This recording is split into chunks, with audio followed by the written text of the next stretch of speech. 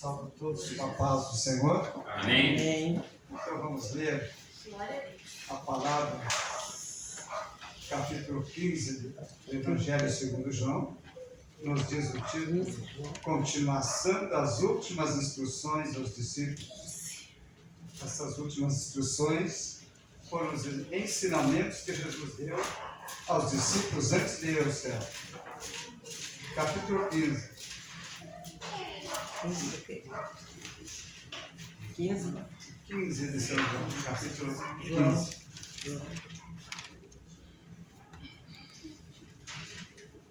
Amém? Amém. Eu sou a videira verdadeira e meu pai o lavrador. Toda vara em mim que não dá fruto, atira e limpa toda aquela que dá fruto, para que dê mais fruto. Vós estáis limpos pela palavra que vos tenho falado. Está em mim e eu em vós. Como a vara de si mesma não pode dar fruto, se não estiver na videira, assim também vós, se não estiverdes em mim. Eu sou a videira, vós as varas. Quem está em mim e eu nele, este dá muito fruto, porque sem mim nada podereis fazer. Aleluia. Se alguém não estiver em mim, será lançado fora, como a vara, e secará. E os colhem e lançam no fogo e arde. Se vós estiverdes em mim, e as minhas palavras estiverem em vós, pedireis tudo o que quiserdes, e vos será feito. Nisto é glorificado meu Pai, que deis muito fruto, e assim sereis meus discípulos. Como o Pai me amou, também eu vos amei a vós. Permanecei no meu amor. Se guardardes os meus mandamentos, permanecereis no meu amor. Do mesmo modo que eu tenho guardado os mandamentos de meu Pai, e permaneço no seu amor. Tendo-vos dito isto, para que a minha alegria permaneça em vós, e a vossa alegria seja completa. Amém. Aleluia. Oração. Senhor, obrigado pela tua palavra que temos lido. Aleluia. Que sempre Glória a Deus, aleluia. venhamos estar em ti, Jesus, que és a nossa rocha em quem nós precisamos estar. Ó Senhor maravilhoso, obrigado pelo dia de hoje, por esta salvação gloriosa que temos encontrado, Pai, no nome de Jesus. Obrigado pelo privilégio de estarmos aqui nesta noite, trazendo Jesus para ti a nossa adoração, trazendo Pai, trazendo para ti também Espírito Santo a nossa adoração. Damos um bem-vindo à sua presença. Deus, queremos sentir o toque do teu Espírito nesta noite. Que o reino das trevas esteja sujeito ao grande, poderoso e glorioso nome de Jesus Cristo, que reina para sempre. A toma e pó, a ti, Jesus, toda a honra, toda a glória, e todo o louvor nesta noite, em nome de Jesus. Amém. Glória a Deus. A igreja pode tomar vosso assento em nome de Jesus. Quando eu entrei aqui, eu senti a glória de Deus. Eu senti a glória de Deus, a minha carne estremecia. Deus é tremendo, Deus está aqui. Aleluia. E hoje Deus vai falar com você. Ele tem uma palavra para você hoje. E você vai sair daqui abençoado. Em nome de Jesus, convido a minha esposa para louvar um louvor especial, e nós vamos tirar os dízimos e as ofertas em nome de Jesus. Glória a Deus, aleluia.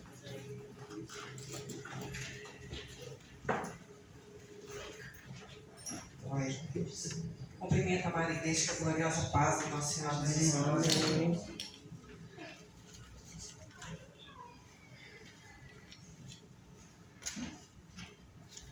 Glória a Deus, aleluia. Abençoe. Deus da glória, Deus. Deus maravilhoso.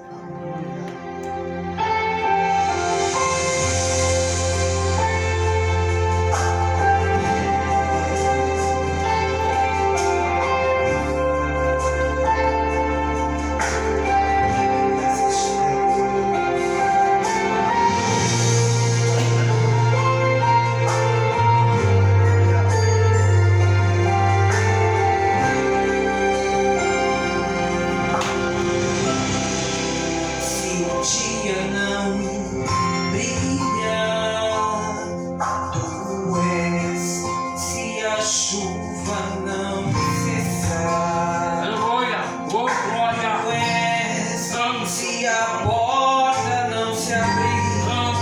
continua a te servir, continua a te adorar. Aleluia. Oh, glória. Deserto me abater, aguentando até vencer. Não vou entregar os pontos, não. Oh, glória. Eu sei que o melhor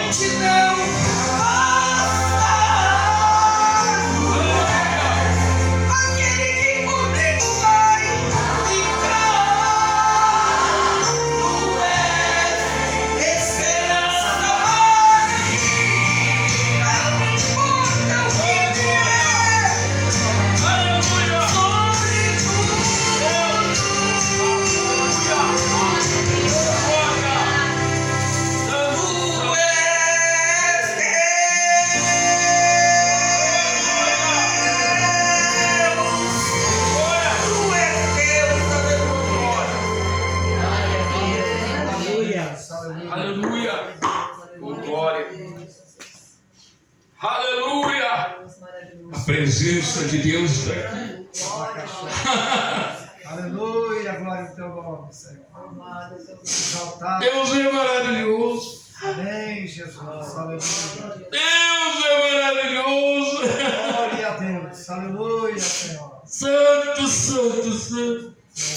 Maravilhoso. Santo é o teu nome, Jesus. Glória ao teu nome, Jesus. E agora vem a parte boa. Aleluia. Passa para cá, irmã, por favor. Em nome de Jesus, pastor, ora pela sua vida. Aleluia. Graças a Deus. Vamos orar para a nossa princesa aqui. Aleluia. Glória a Deus, Josiel. Obrigado, Espírito Santo, porque tu estás aqui. Aleluia. Usa ela, Pai. Que o nome do teu filho, nesta noite, seja glorificado sobre este lugar. Numa casa, lindo Espírito Santo, manda cara baixou, manda cara. Churi mandai, churi. Churi mandai, churi mandai, churi mandai. Love, viri mandai, deixe. Conde ponto neste bairro. Vem, Pai, conde baixou. Seja bem-vindo. Amém, glória a Deus. Santo. Amém. São os irmãos que eu passo, Senhor, os irmãos podem tomar assento. Em primeiro lugar, eu queria agradecer pela oportunidade de estar pregando. Eu não sou pregadora. Aleluia. E para mim é muito preocupante trazer a palavra de Deus. Aleluia. E que seja uma coisa que venha da parte de Deus. Aleluia. Então, eu procurei muito. Eu tinha o princípio de... Eu estou lendo a Bíblia nesse ano e eu queria ler uma palavra que eu já tivesse lido esse ano. Mas de todas as palavras que eu procurava, até Salmos, eu estou em Salmos, e eu não encontrava nenhuma que eu sentia de Deus que era. Aleluia. Então, procurando, eu encontrei Romanos 12. Então eu queria que os irmãos abrissem comigo nessa noite em Romanos capítulo 12. Essa palavra é para nós, é um estudo para nós. Eu, em primeiro lugar, preguei para mim em casa, então eu me encaixo muito nas virtudes recomendadas por Paulo para que um cristão tenha. E nessa noite eu quero pregar para os irmãos e que os irmãos compartilhem comigo os meus pensamentos que o Senhor me dirigiu. Eu vou falar versículo por versículo porque, como eu não sou uma grande pregadora, para mim é mais fácil. E acredito que para os irmãos também vai ser mais fácil de entender. O Paulo começa no versículo 9 falando sobre que o amor seja sem hipocrisia. Romanos capítulo 12, versículo 9.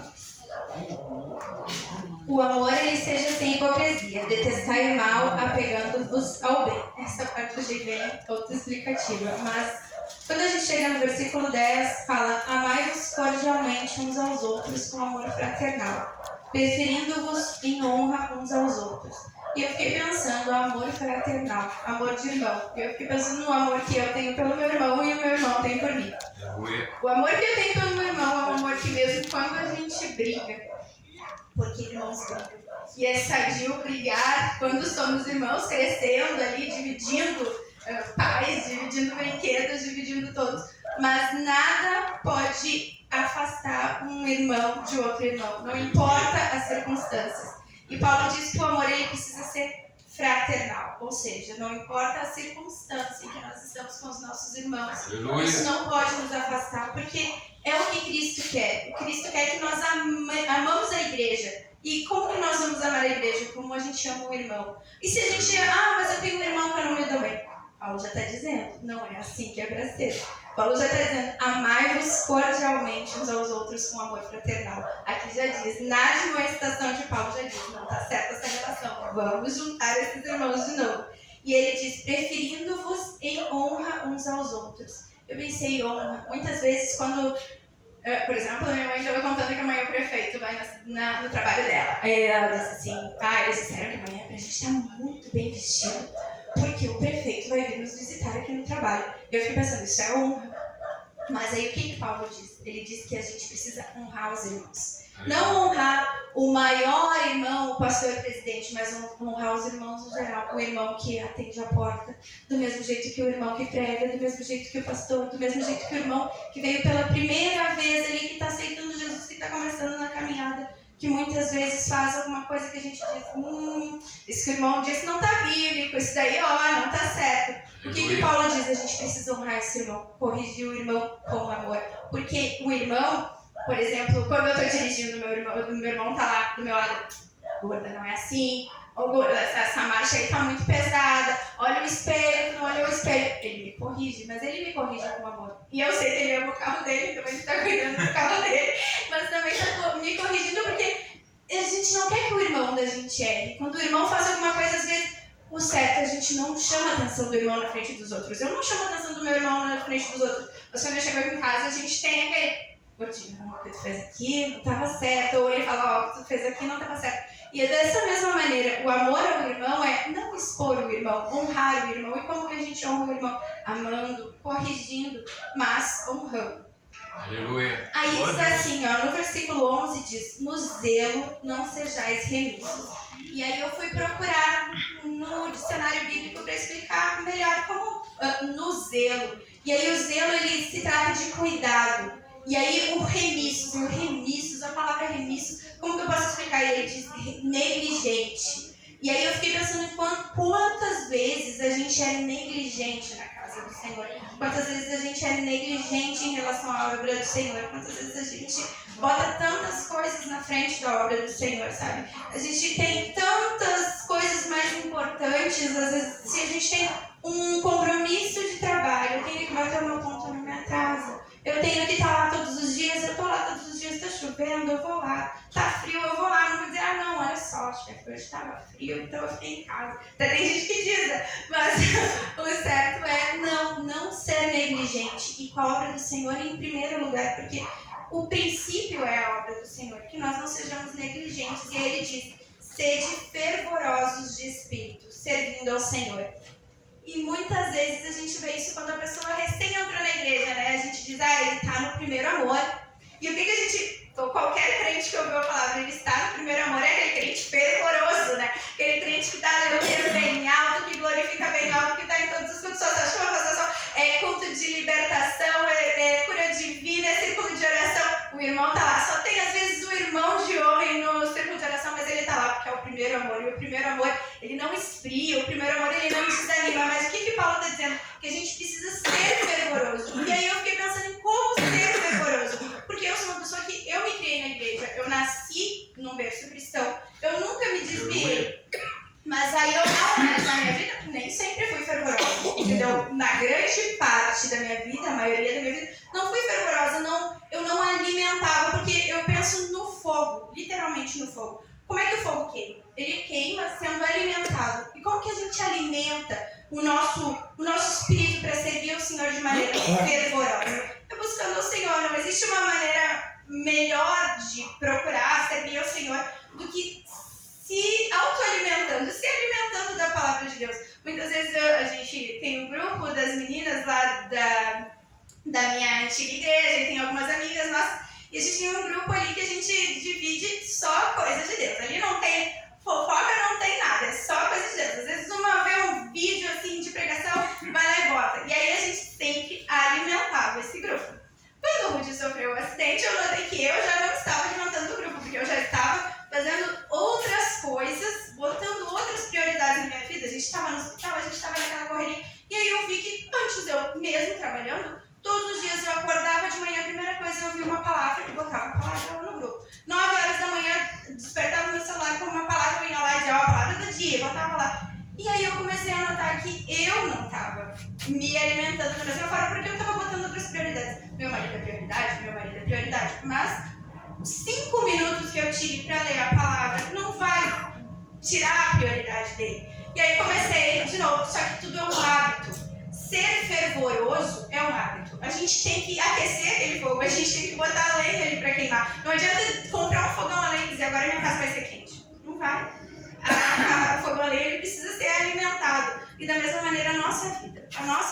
Como que a gente pode ser fervoroso no Espírito Santo se a gente não se alimenta da palavra de Deus? A gente quer ser um um cristão que busca Deus, mas a gente não quer realmente buscar Deus. A gente só quer que alguém diga, aquele lá é crente, mas é crente mesmo? É crente, eu só disse que é crente. Tipo, Deus sabe, eu disse, a gente pode mentir para qualquer um, mas o Senhor, Ele nos conhece. Quando eu queria dizer assim, a gente pode dizer para todo mundo que a gente não tem tempo, mas o Senhor conhece o nosso tempo. O Senhor conhece todas as nossas distrações do dia. Ele sabe, às vezes eu digo para o Rudy assim, olha pra mim, tu pode ser que não teve 5 minutos para ler o capítulo, mas e pra Deus? Tu vai dizer que não teve 5 minutos para ler o capítulo? A gente bota muitas desculpas. A gente diz, não, mas hoje eu tive que limpar a casa, a gente dona de casa. Não. Hoje pra mim, foi um dia muito corrido. Eu disse, gente, cheguei em casa, já tinha que vir. E aí minha mãe chegou e aí fui dar café. E eu disse, meu Deus do céu, Senhor, tem misericórdia, porque eu fiz o que eu pude para entregar a palavra. Mas eu fiz o que eu pude. A gente tem que estar sempre se questionando. A gente fez o nosso melhor para o Senhor. E é isso que eu acho que Paulo estava dizendo. A gente precisa ser fervoroso no Espírito Santo para servir ao Senhor. E aí diz, regozijai-vos na esperança. E alegrai-vos na esperança. E aí eu fiquei pensando, esperança. Ninguém espera pior, né, irmãos? Ninguém diz assim, eu espero que esse ano seja pior do que o ano que passou. A gente sempre espera o melhor.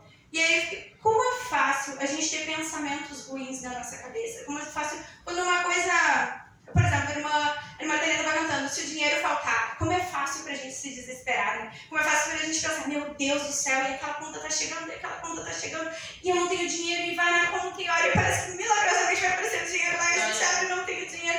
Isso, meu Deus do céu. E aí ele diz que é pra gente se alegrar na esperança. Aleluia. Como se alegrar? E aí eu penso, uma plantinha, sabe? Uma plantinha que ela vai nascendo, pra mim é esperança, sabe? A gente precisa alimentar, porque os pensamentos maus, irmãos, a gente não precisa alimentar, eles vêm automaticamente. A esperança precisa ser alimentada com as promessas do Senhor, porque o que o Senhor prometeu, Ele vai cumprir. E, só que ter esperança no meio de circunstâncias ruins é muito difícil, é só através da palavra, porque as circunstâncias elas não alimentam a nossa fé. A gente olha os nossos problemas, eles não alimentam a nossa fé. Se eu olhar para os meus problemas hoje, se eu não olhar para Deus na minha vida, eu vou dizer, meu Deus, o céu é muito grande para mim. É muito grande para mim. Mas para Deus aquilo não é nada. Quando eles cantam na igreja e a gente escuta e não glorifica, que esse problema para Deus é nada, realmente, porque para mim os meus problemas são grandes e eu creio que para os irmãos, os problemas dos irmãos são grandes. Talvez se eu contar o meu problema para outra pessoa, vai dizer, não, mas o meu é muito maior, mas para mim ele é grande. Mas para o Senhor ele não é nada. Se a gente se alegrar na esperança das promessas do Senhor, elas vão de se cumprir. E aí ele diz, sede pacientes na tribulação. Aleluia. E na oração perseverantes. E são duas palavras, duas frases que elas andam juntos. Porque para a gente ser paciente na tribulação, a gente precisa ser perseverante na oração. Aleluia. Não tem como a gente ser paciente numa tribulação. Você diz, a casa está pegando fogo. Tá pegando fogo, realmente. Não, mas tipo, a casa tá pegando fogo, mas eu creio que o meu Redentor, ele tem uma coisa maior que eu não vejo agora. Não, eu não vejo. Diante da minha circunstância, eu não vejo. Mas o Senhor sabe. Eu vi isso muito agora. Quando o Rudy sofreu um acidente, minha esposa, pra quem não conhece, sofreu um acidente de moto. E eles me ligaram de madrugada para dizer que o Rudy tinha sofrido um acidente. Era 1h da manhã. Eu disse, ele se hospitalizou às 9, mas a gente está ligando agora que ele tá. Aí eu peguei o Uber, eu não falei nada para os meus pais, eu não falei nada para os pais do Rudy. Eu peguei o Uber e fui. E aí eu estava sentado no Uber. E aí o Uber estava me levando para o Cristo, né? Mas eu, assim, irmãos, assim, quem dá a vida e quem tira, para mim é muito claro que é o Senhor. E ninguém o Senhor tira ou dá a vida antes do tempo. Ninguém nasceu antes do tempo do Senhor e ninguém vai antes do tempo do Senhor. Então eu estava indo para o Cristo e eu estava pensando nisso. Se é o tempo dele, não há nada que eu possa fazer, me desesperar. Mas eu creio que não é pelas promessas que o Senhor deu. Então eu estava tranquila, mas tão tranquila. Não estou chorando, eu estou sentada. E aí o motorista do Uber falou para mim assim, tá indo trabalhar? Tá indo trabalhar ou ver alguém no hospital? Aí ele mesmo respondeu, tá indo trabalhar, né? Porque nessa calma não deve ter ido ver ninguém no hospital. Irmãos, eu não tive nem coragem de dizer que eu tava indo. Eu disse, pois é, né? A pessoa fica meio nervosa, né? E eu disse, mas eu tô tranquila. Quando eu entrei dentro do hospital, assim,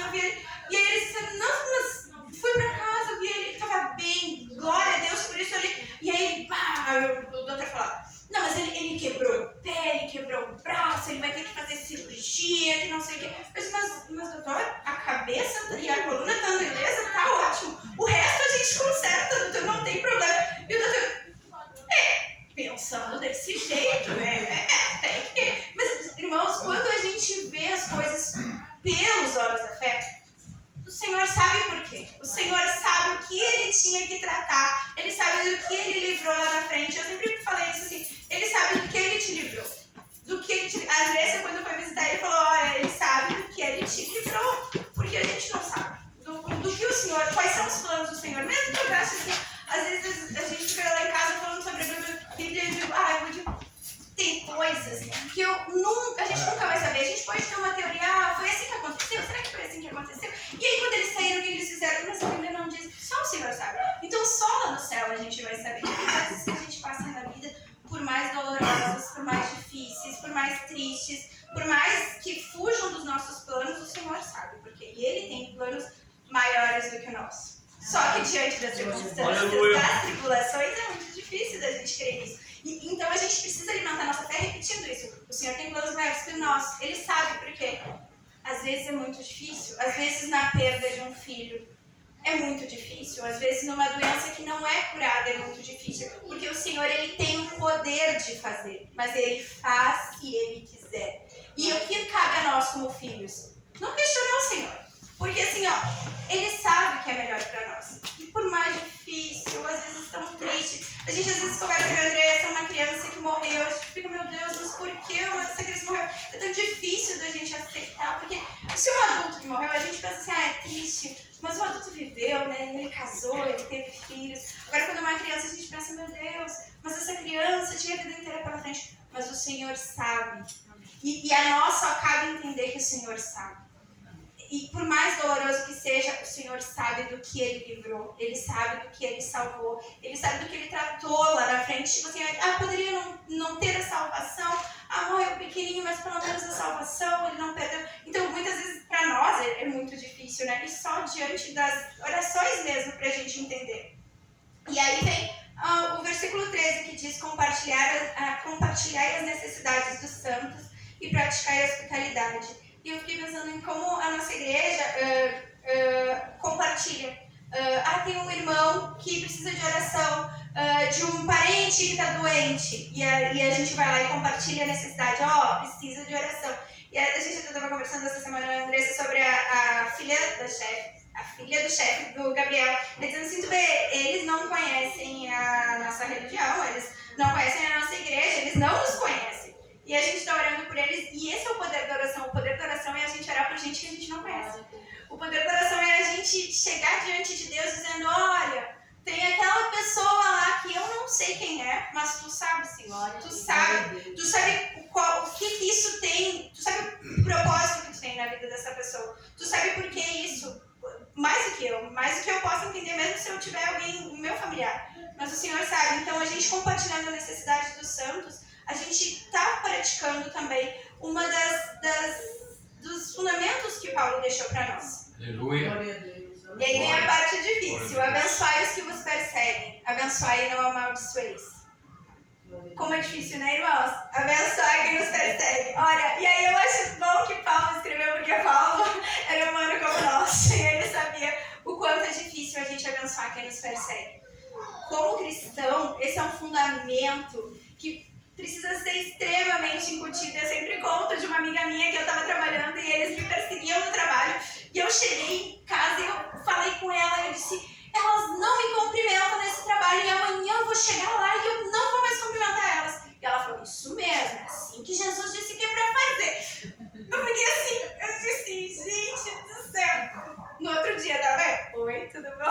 Como é que você? Então tá, eu vou fazer ao contrário, eu vou fazer elas gostarem de mim. Ela disse, tá no caminho que Jesus ensinou. Mas a gente precisa ser corrigível, porque se ela botasse lenha na fogueira, eu não vou cumprimentar. É verdade, não cumprimenta. Eles estão te fazendo, não faz pior pra ele.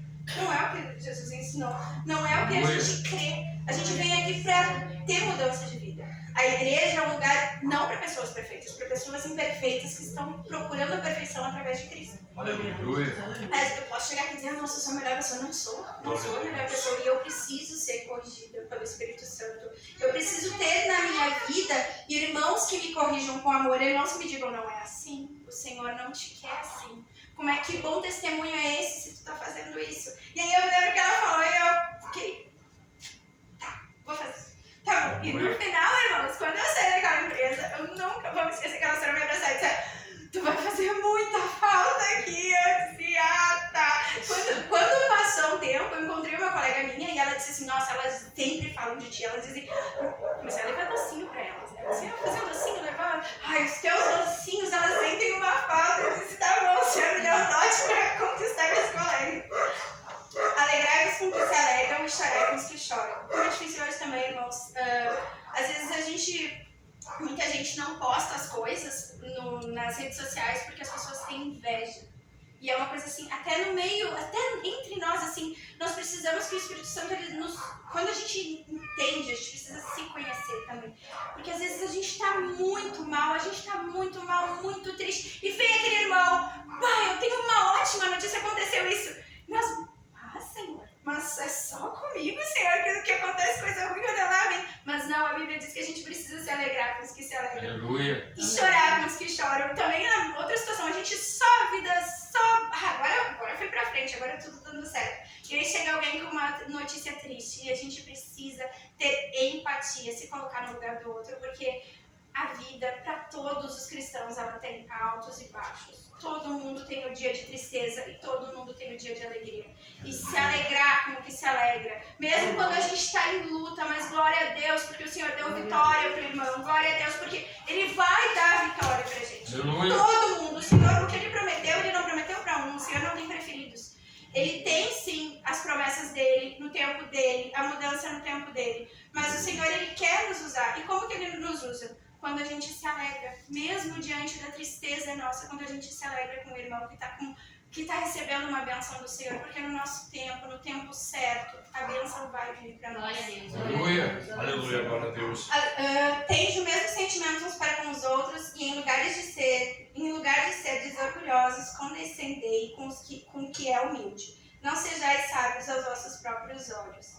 Muitas vezes, irmãos, eu penso que uma pessoa que se sente sábia é uma pessoa que muitas vezes se sente sem necessidade de Deus, sabe? Sabe quando eu sei tudo? Se eu sei tudo, eu não preciso aprender nada. E se eu não preciso aprender nada, eu não preciso ser corrigida pelo Espírito Santo. Porque eu sou muito sábio, eu sei muito, sabe? E o princípio da fé é não entender. Eu não entendo, mas eu creio. Mas se eu sou sábio aos meus olhos, eu começo mas será mesmo? Mas como é que Jesus, como é que Deus pegou Adão e Eva e criou? Não, mas isso daí, e eu acho que assim, muitas vezes, muitos cientistas não creem na palavra de Deus, porque se a gente botar a lógica, se a gente começar a questionar e se achar extremamente sábio sobre isso, a gente vai, acho que não tenho necessidade dessa fé não, isso é irracional. Mas, irmãos, às vezes o não saber é muito, assim, que nem eu digo assim, eu tenho tanta esperança no céu, que quando eu morrer, eu vou morrer feliz, porque eu tô indo pro céu. A gente canta a volta lá pro Jesus, porque a gente tem esperança. Já a pessoa que não crê no céu, quando ela morre, é só tristeza, irmão, porque acabou, então nós cremos, e nós temos esperança, e por termos esperança, nós temos fé e alegria, entendeu?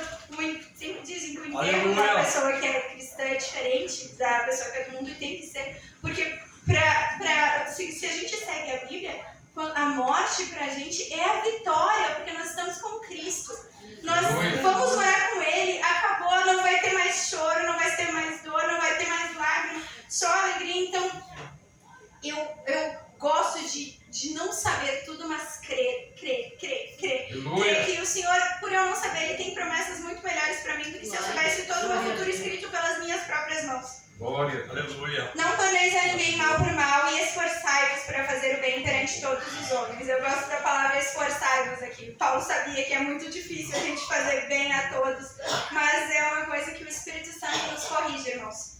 Eu tenho sentido muito isso, às vezes, assim, a gente está com uma obra lá em casa e tem o Senhor trabalhando pra gente.